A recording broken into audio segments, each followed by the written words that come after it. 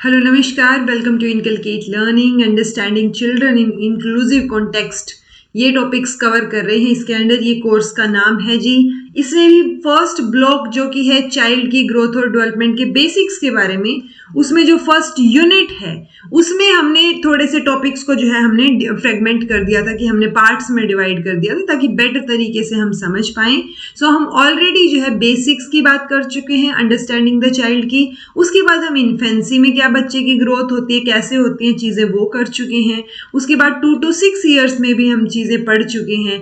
तो आज हमें बात करनी है 6 to 12 ईयर्स की। और इसके बाद एक लास्ट चैप्टर जो है, last chapter in the sense last topic हम कवर करेंगे अगले लेक्चर में, जो कि अंडरस्टैंडिंग द चाइल्ड यूनिट को फिनिश करेगा, वहां पे कंप्लीट हो जाएगी, जिसमें हम यूजुअली इम्प्लीकेशंस क्या होंगी, टीचर्स क्या रोल प्ले करते हैं अगर टीचर को ये सारी चीजें पता हैं तो, ठीक है। उसके अलावा जो है कुछ एक स्किल, मोटर स्किल डेवलपमेंट कैसे होती है, सो उनके बारे में भी डिस्कस करेंगे, ठीक है। सो अभी हम बात कर लेते हैं 6 to 12 ईयर्स, यानी जो लेटर चाइल्डहुड है उसमें ग्रोथ एंड डेवलपमेंट का क्या सीन रहता है, क्या चीजें रहती हैं, वो समझना है हमें, ठीक है जी। आई होप आपकी जो 0 से 2 ईयर्स और 2 to 6 ईयर्स के बारे में जो जो बातें हमने की हैं आपको अच्छे से समझ आई होंगी।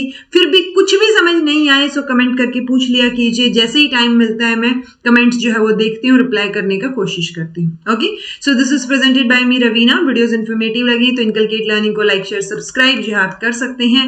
DSSB के लिए ये क्लासेस बहुत इंपॉर्टेंट हैं, सो मैं उस प्लेलिस्ट में इनको ऐड कर रही हूँ। मेक श्योर अगर आप DSSB की तैयारी इनकलकेट लर्निंग से करना चाह रहे हैं या कर रहे हैं, तो ये सारी की सारी क्लासेस जो कि फ्री ऑफ कॉस्ट हैं, कोई पेड बैच नहीं है, तो ये सारी करके जाइएगा, ठीक है। चलिए, तो अगर हम बात करेंगे इनके बारे में तो ये 4 टॉपिक्स हम मेजरली डिस्कस करेंगे: physical development, intellectual development, emotional and social development. और ये 4 ही क्यों? क्योंकि NIOS के मटेरियल से स्टिक करके हम रह रहे हैं, तो वही सारी चीजें यहाँ पे मेंशन है। ओके, सबसे पहले बात आती है कि जो लेटर चाइल्डहुड है ना, वो एक बहुत इंपॉर्टेंट फेज होता है, क्योंकि बचपना एक तरीके से जा रहा है, हम यहाँ ऐसे बोल सकते हैं, क्योंकि इसके बाद आप एडोलेसेंस में एंटर कर जाएंगे। सो लेटर चाइल्डहुड इस फेज को हम बोलते हैं, बहुत इंपॉर्टेंट फेज है, क्योंकि इस पीरियड में बच्चे जो है उनका जो बिहेवियर है वो सबसे ज्यादा ऑफुल होता है। मतलब होता है ना, गुस्सा आ जाए पेरेंट्स को, बच्चे पेरेंट्स से गुस्सा रहते हैं इंटरफेरेंस के लिए, और पेरेंट्स बच्चों से गुस्सा रहते हैं क्योंकि उनकी शिकायतें आ रही होती हैं, और उनको मतलब उनकी हरकतें देख के गुस्सा आता है पेरेंट्स को। इस एज में 6 से 12 की एज में आप भी नोट कर सकते हैं, आपको दिखेगा कि आसपास अगर कोई 6 से 12 साल का बच्चा है तो आपको उनके पेरेंट्स से ये शिकायत सुनने को मिल जाएगी कि पता नहीं पहले तो नहीं था ये ऐसा, या पहले नहीं थी ऐसी, आजकल बड़ी शिकायतें आ रही हैं स्कूल से इसकी, राइट। सो वो सारी चीजें इस फेज में हमें देखने को मिलती हैं। पेरेंट्स और टीचर्स अनॉयड रहते हैं बच्चों से, और बच्चे भी पेरेंट्स और टीचर्स से गुस्सा ही रहते हैं कि मतलब इंटरफेयर कर रहे हैं या टोक रहे हैं, रोक टोक कर रहे हैं, ठीक है। सो ऑब्वियसली अगर ये सब चीजें हो रही हैं तो एक प्रॉपर गाइडेंस और काउंसलिंग की जरूरत है पेरेंट्स और टीचर्स की तरफ से, ताकि बच्चे जो हैं वो जो एनवायरमेंट है सोसाइटी का उसके अंदर अच्छे से एडजस्ट कर पाए। ओके, 8 से 12 साल की एज की अगर हम बात करें, जो कि यूजुअली 6 से 12, 8 से 12 वाली चीज ही है ये सेम। सो एक यूनिक पीरियड होता है ह्यूमन लाइफ का। इसके अंदर जो ब्रेन है वो अडल्ट साइज के अराउंड, मतलब जो अडल्ट ब्रेन आपका होगा उसके अराउंड ये डेवलप हो चुका होता है, उसका वेट या साइज जो है, और हेल्थ अपने बेस्ट पे होती है। इस टाइम पे बच्चे आपको सबसे ज्यादा खेल कूद करते हुए, खेलते हुए नजर आ जाएंगे। सो फिजिकल एक्टिविटी उनकी काफी रहती है इस एज के अंदर, और फटीग, उनको थकान नहीं होती, वो कितनी भी देर आप उनको खिला लीजिए, ठीक है। Child develops a life of his own outside home, तो वो घर के बाहर भी उनका एक सर्कल बन जाता है वहां पे बच्चों के साथ, तो जिसको हम गैंग भी बोल देते हैं, कई बार इसको गैंग एज बोल देते हैं। सो वो एक सर्कल भी बनना शुरू हो जाता है बच्चों का बाहर। लेकिन जो अडल्ट का इन्फ्लुएंस है, क्योंकि रह तो वो उन्हीं के आसपास रहे ना, तो अडल्ट का इन्फ्लुएंस इतना नहीं होगा कि कंप्लीटली सारी चीजें मतलब हो जाए कि इंडिपेंडेंट हो रहा है बच्चा, नहीं। ओके, सो फिजिकल डेवलपमेंट की बात करें तो जो स्लो इंक्रीज आपको देखने को मिलेगा वेट और हाइट में। अगर लेट चाइल्डहुड की बात करें, लेटेंट थोड़ा सा देखने को मिलेंगी चीजें कंपैरेटिवली। गर्ल्स जो हैं वो 2 साल आगे चल रही होती हैं बॉयज से, क्योंकि गर्ल्स जल्दी मैच्योर होना शुरू हो जाती है, उनकी बॉडी में चेंजेस जो है वो धीरे धीरे जल्दी आएंगे एज कंपैरिजन टू बॉयज। जो चेंजेस हैं वो general proportion of the body में हमें नजर आने लग जाएंगे। आने इन द सेंस ये नहीं कह रहे हम 6 साल की उम्र में ही, हाँ 8-10 साल तक जो है वो थोड़े थोड़े चेंजेस आपको नजर आएंगे। 11 साल की एज में लड़कियां जो है फिजियोलॉजिकली फुल्ली डेवलप हो जाती हैं, और जो कि बच्चों लड़कों से 1 साल आगे रहती हैं वो, तो वो जल्दी आपको उनमें मैच्योरिटी या जल्दी आपको उनमें बॉडीली चेंजेस नजर आएंगे। Shedding of milk teeth and growth of permanent teeth, तो वो आनी शुरू हो जाएगी कि हाँ दूध के दांत गिर रहे हैं और परमानेंट टीथ आने शुरू हो गए हैं, ठीक है। अपीयरेंस जो है फेस की वो चेंज होने लग जाएगी, माउथ की। फ्लैटनिंग ऑफ फोरहेड होगा, नोज शार्पन होने लग जाएगी, चेस्ट ब्रॉडन होगी, मोटर स्किल्स डेवलप होंगी खेल के थ्रू। सो ये कुछ एक चेंजेस मेजर आप देख सकते हैं। मैनुअल डेक्सटेरिटी, यानी मैनुअल बेसिकली हाथ से काम करना यूजुअली, तो वो एक स्किल या निपुणता आपको दिखेगी कि हाँ बच्चा ज्यादा से ज्यादा काम अब हाथ से कर रहा है अपना खुद का। इंक्रीज्ड स्ट्रेंथ, क्योंकि खेल कूद कर रहे हैं, पूरा बेस्ट फिजिकल एक्टिविटी उनकी हो रही है, थक भी नहीं रहे हैं, तो स्ट्रेंथ इंक्रीज हो जाएगी। फटीग से रेजिस्टेंस है, यानी वो इतना थकेंगे नहीं यहाँ पे। एक्यूरेसी और एंड्योरेंस इंक्रीज हो जाएगी, सहन शक्ति जो है वो यहाँ पे इंक्रीज हो जाएगी उनकी।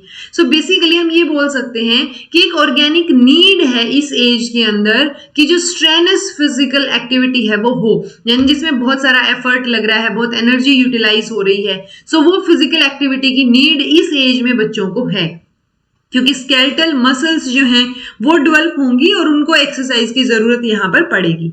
9 to 11 ईयर्स की बात करें, सो वही चीज है यहाँ पर भी कि आप वो ब्रेथलेसली आप एक जगह से दूसरी जगह चीजें करते रहेंगे। ऐसा होगा कि वो होता है ना कि आप कभी भी अगर दौड़ सकते हैं तो आप वॉक नहीं करेंगे, आप दौड़ के ही जाएंगे, ठीक है। जंप कर सकते हैं तो वो आप रन नहीं करेंगे, आप जंप करेंगे। सो वो चीज है कि आप कुछ ऐसा करेंगे ये इस एज के अंदर जो कि ज्यादा एफर्ट या ज्यादा फिजिकल एक्टिविटी जिसके अंदर हमें देखने को मिलेगी, ठीक है जी।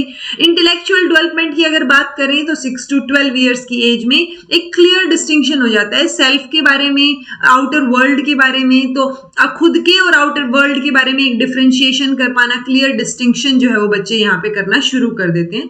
जो नेचुरल लॉज हैं उनका कॉन्सेप्ट फुल्ली डेवलप हो जाता है कि अच्छा ठीक है ये चीजें ऐसे ही हैं या ये रूल्स हैं, ये सब चीजें। एक टाइम रहेगा यहाँ, ये जो टाइम पीरियड है 6 से 12 साल का, इसमें एगर अब्जॉर्प्शन है, मतलब आप जो है बहुत इच्छुक रहेंगे चीजों के बारे में कि आप उनसे रिलेटेड इंफॉर्मेशन को गैदर करें या इंफॉर्मेशन को एक्यूमुलेट करें। तो वो आइडियाज के लिए आप ओपन है, क्योंकि अब आप स्कूल भी जाने लग गए तो फॉर्मल स्कूलिंग यहाँ से शुरू हो गई है।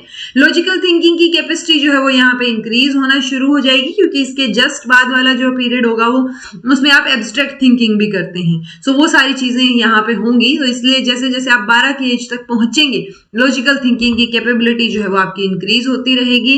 साइंस स्टोरीज या फिक्शन स्टोरीज जो साइंस से रिलेटेड होती है ना, सो या मैकेनिकल ऑपरेशंस जो होते हैं कि अच्छा इसके बाद ये हुआ, सो वो जो एक सस्पेंसफुल स्टोरीज या साइंस से रिलेटेड स्टोरीज उनमें इंटरेस्ट जो है इस एज पे थोड़ा पीक पे रहेगा। करेज और लॉयलिटी इंक्रीज होती है यहाँ पे। अगर ग्रुप की बात हो रही है तो आप ग्रुप की बात बाहर लीक नहीं करेंगे, तो एक वो रहेगा कि हाँ लॉयल हैं आप पर्टिकुलरली। तो और एक करेज होगा कि आप कुछ नई चीज करने के लिए साहसी बन रहे हैं। यहाँ पे जो खेल कूद की चीजें होंगी वो भी इमेजिनेटिव होनी शुरू हो जाएंगी, ऐसे रैंडम प्लेज नहीं होंगे। आप देखेंगे कि बच्चे क्या खेल रहे हैं तो something imaginative will be there. Okay, use of reading of factual material या साइंटिफिक या मैथमेटिकल इंफॉर्मेशन, फिक्शन, सो ये सारी चीजें होंगी, बट उनमें एक रियलिस्टिक थीम होनी चाहिए। वो धीरे धीरे रियलिस्टिक थीम इंक्रीज होती जाएगी कि क्या ये चीजें रियल में होती हैं, सो उसकी तरफ आप ज्यादा अट्रैक्टेड रहेंगे। एक कॉजल रिलेशनशिप रहेगा थिंकिंग में, चाहे वो इन किसमें अबाउट फिजिकल, मैकेनिकल और नेचुरल फिनोमिना। कोई भी एनवायरमेंट में कोई भी चीज हो रही है तो वो क्यों हो रही है, कैसे हो रही है, तो आप सोचेंगे उसके पीछे का कारण। तो एक कॉजल रिलेशनशिप वहां देखने को मिलेगा, वो चीजें इंक्रीज होंगी। जो अर्ली इमेजिनेटिव फियर्स हैं वो धीरे धीरे अब डिसअपियर होने लग जाएंगे कि कुछ एक चीजों को आप सोच के ही डर रहे होते हैं ना, वो चीजें अब धीरे धीरे कम हो जाएंगी, ठीक है। जनरलाइज करने की एबिलिटी यहाँ पर इंक्रीज हो जाएगी, बच्चे चीजों को जनरलाइज करने लग जाएंगे, क्या हो रहा है, कैसे हो रहा है, वो सब चीजें होंगी। Mind of the child during this period has a better general understanding of problems. तो एक रैशनल वे में आप प्रॉब्लम को एनालाइज करना, उसको सोल्व करना, एक फ्लेक्सिबिलिटी होना चीजों में, वो सारी चीजें यहाँ पर हमें देखने को मिलेंगी, ठीक है। इमोशनल डेवलपमेंट की बात करें तो ऑब्वियसली इमोशंस तो वैसे भी बहुत इंपॉर्टेंट है। बिना इमोशंस के जो है हम मोनोटोनस और डल हो जाएंगे, हमारी लाइफ भी डल हो जाएगी, ठीक है। सो यहाँ पे एक चेंज जो है इमोशंस में वो देखने को नजर आएगा, हमें देखने को मिलेगा। अर्ली पैटर्न जो है इमोशनल एक्सप्रेशन का वो चेंज होने लग जाएगा, जो पहले होता था वो अब बदल रही हैं चीजें, ठीक है। अब बच्चा अपने जो इमोशंस है उन पे कंट्रोल करना सीख रहा है। ऐसा नहीं है कि वो एकदम से जो है वो आपके सामने कुछ भी चीजें एक्सप्रेस कर दे। तो वो सोशल सिचुएशन में अगर आप बच्चे को डांट देते हैं तो हो सकता है वो वहां पे कंट्रोल कर जाए और वहां पे ना रोए और चुपचाप खड़ा रहे, ठीक है, या एग्रेसिव कुछ बिहेवियर दिखा दे। सो वो इमोशनल एक्सप्रेशन जो है सोशल सिचुएशन में वो कंट्रोल करना सीख रहे हैं इस टाइम पे। ओके, इमोशनल रिस्पॉन्सेज जो है बच्चे के वो यहाँ पे अब लेस डिफ्यूज, रैंडम और अनडिफरेंशिएटेड हो गए हैं। ऐसे मतलब इतना नहीं होगा कि आप रैंडमली बच्चा कुछ एक्सप्रेस कर रहा है या इमोशंस जो है, जैसे पहले था ना कि बच्चा एकदम से शुरुआत की, अगर 3 साल के अराउंड की या 2-3 साल के अराउंड की बात करें तो हमने बात की थी कि वो इमोशंस टेम्परेरी होते हैं, कि अगर रो रहा है आपने टॉफी दे दी तो वो ठीक हो जाएगा। सो वो सारी चीजें अब इतनी रैंडम नहीं होंगी जो पहले हो रही थी, ठीक है। अब जो इमोशंस हैं वो जरूरी नहीं है कॉन्क्रीट ऑब्जेक्ट्स की प्रेजेंस में ही शो किए जाएं। अगर कॉन्क्रीट ऑब्जेक्ट्स नहीं है, कुछ एब्स्ट्रैक्ट चीज है, तो भी इमोशंस वहां पर रहेंगे, ठीक है। इमोशंस जो है वो यहाँ पे सबसे ज्यादा कॉन्टेगियस होते हैं इस ड्यूरिंग दिस चाइल्डहुड, क्योंकि वो डिपेंडेंट होते हैं अभी भी किसके ऊपर, हाईली सजेस्टेबल और डिपेंडेंट आपको नजर आएंगे अडल्ट्स के ऊपर या दूसरों के ऊपर।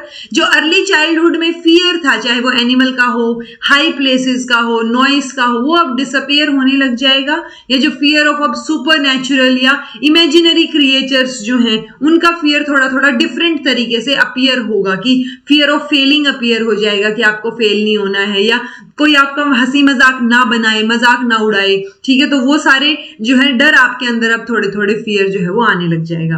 एंगर जो है वो यहाँ पे आपको देखने को मिलेगा, टीजिंग, making unfavourable comparisons with others, तो वो वहां पे गुस्सा दिखेगा कि अच्छा दूसरे से कंपेयर किया जा रहा है, एक्टिविटीज जो है उनमें इंटरप्शन हो रहा है, रिडिक्यूल कोई कर रहा है आपको या नेग्लेक्ट कर रहा है, मजाक उड़ाया जा रहा है, तो उन चीजों में आपको गुस्सा आएगा।